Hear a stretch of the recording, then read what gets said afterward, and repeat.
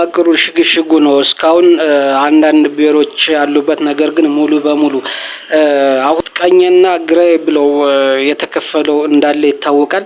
ይህንን ለመከላከል ካለም ለመከላከል ብለው መረጃ ማግኘት አልቻሉም። በደቡብ ግን ያሰሯቸው አሉ። መረጃ ሳያገኙ ፋኖ በተጠናክሮ ባለበት አካባቢ ያሉትን ምት በደረሰባቸው አካባቢ ያሉትን የደህንነት አባላትን አስሯል። ከአላፊም አስሯል። ስለዚህ ይህንን ለምንድነው ያደረጉት ስትል አሁን አዲስ አበባ ዙሪያ ላይ እስከ ደብረ ብርሃን የሚወስድ ነው። ሰንዳፋ፣ ሸኖ፣ በቦሌ አራብሳ አካባቢ ያለው እንዳለ ከመገናኛ እስከ ደብረ ብርሃን ያለውን አማራ የማጥራት ዘመቻ ነው፣ የመዝረፍ ዘመቻ ነው። ንብረት አልባ ቤት አልባ የማድረግ ዘመቻ ነው ያቀዱት። ስለዚህ ይህን እቅድ እንዴት ነው ልናከሽፈው የምንችለው ስንል ሚዲያው ላይ ከፍተኛ የሆነ ተጽዕኖ መፈጠር አለበት።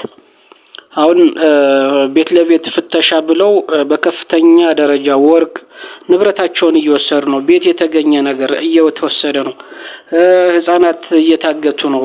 ባለሀብቶች እየታገቱ እየተዘረፉ ነው፣ እየተገደሉ ነው። ስለዚህ ነገር እንዴት ነው የሚከሽፈው? ሚዲያ የበላይነት መውሰድ አለበት።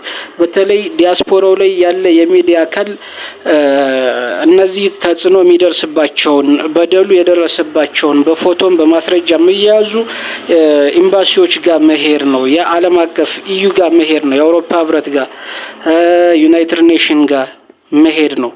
ስለዚህ መንግስት አሁን የአፍሪካን ህብረት ይዞታል፣ ተቆጣጥሮታል።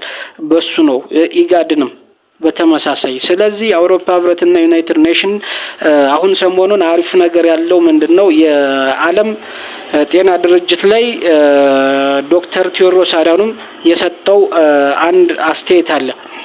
በኤክስ ገጹ ለዓለም ማህበረሰብ ያደረሰው መረጃ አለ። ይህንን መጠቀም መቻል አለበት የአማራ ህዝብ፣ የአማራ ሚዲያ ይህንን መጠቀም አለበት። ይህን ተጽዕኖ ፈጣሪ ሰው ይህንን ካለ የሱን ማዞር አለብን፣ ማዳረስ አለብን። እነዚህ መረጃዎችን እሱን መደገፍ ነው። እሱ በጽሁፍ ነው የጤና ተቋማት ወድመዋል፣ የጤና ባለሙያዎች ተገሏል፣ በድሮን ከፍተኛ የሆነ ጭፍጨፋ እየተካሄደ ነው ብሏል አይደል? ስለዚህ የተጨፈጨፉትና የወደሙትን በፎቶ በቪዲዮ ተይዞ አሁን ከትላንትና ወዲያ የለንደን ፋኖች ያደረጉትን ማድረግ መቻል ነው። ምክንያቱም የለንደን ፋኖ ከዚህ በፊት የናብይና የባለስልጣናትን ፎቶ ደም እያጨቀየ ይዞ ባነር ይዞ ሲናገር ከመገፍተርና ተንጠልጥሎ ከመውጣት ውጭ ምንም አላተረፈም። ከትላንትና ወዲያ ግን ለውጥ አምጥቷል። ለምን? በድሮን የተመቱትን የተፈናቀሉትን እናም ህፃናትን አደጋ ላይ ያሉት የቆሰሉትን ህፃናትን በባነር ይዞ ትልቅ ስብሰባ ነው። አዳራሹን አይታችሁት ከሆነ እዛ ላይ ተጽዕኖ ፈጥሯል።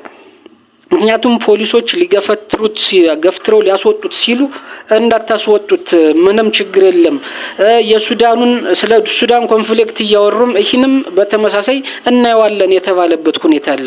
መጨረሻ ላይ ተናግሮ ካለቀ በኋላ ታዳሚው በሙሉ በጭብጨባ የለንደን ፋኖን ሀሳብ የደገፋሉ። ስለዚህ ይህ ነገር መበረታታት አለበት፣ በስፋት መሰራት አለበት። ዲያስፖራው ወደ አንድ መጥቶ ሚዲያው ወደ አንድ መጥቶ ተደራጅቶ ይህንን ነገር ተጽዕኖ በበላይነት አድርጎ ብልጽግናን በሚዲያ መብለጥ መቻል አለበት። በዚህ ሁኔታ ከሆነ ለውጥ ይመጣል። አመሰግናለሁ።